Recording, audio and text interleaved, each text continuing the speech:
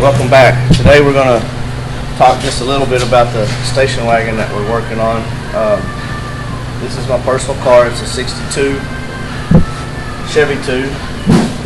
Planning on doing the power tour on it, or in it, in a couple of weeks, coming up in August.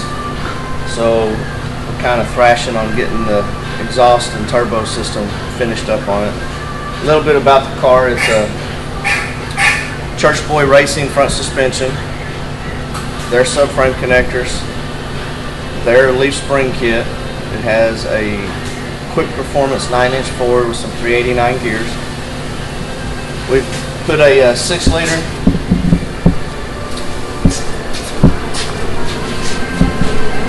LS out of a truck, stock bottom end.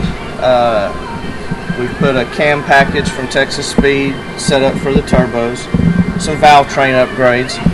It's got a Holley front drive accessory system on it, the Church Boy Racing electric fan and radiator, and Brandon's currently doing all the finish welding on the exhaust and turbo system. We still have to plumb the air intake. That'll be done later in the week. But the goal is to drive this to the power tour, do the long haul, and then drive it home. It's got the Dakota digital gauges, American Auto Wire, and then it has a PSI conversions, wiring harness and computer system for the controlling of the 6-liter. And then we also put a tanks reproduction gas tank in the back with the in-tank fuel pump to supply the fuel system. So we'll stay in tune on this one. Hopefully we'll be driving this one in about a week or two.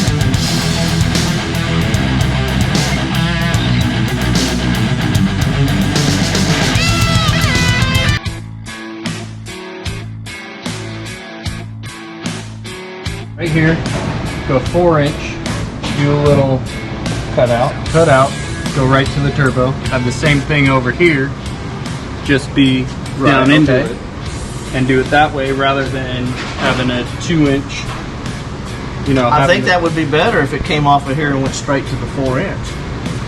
I mean, like if the cone was at the turbo. I think it wouldn't look as wonky like an octopus or something. No, I think it would. I think it would be more productive or beneficial flow wise if you did it like that. Okay. All right. Less restrictive. Okay. So I'll go grab the other ones we got and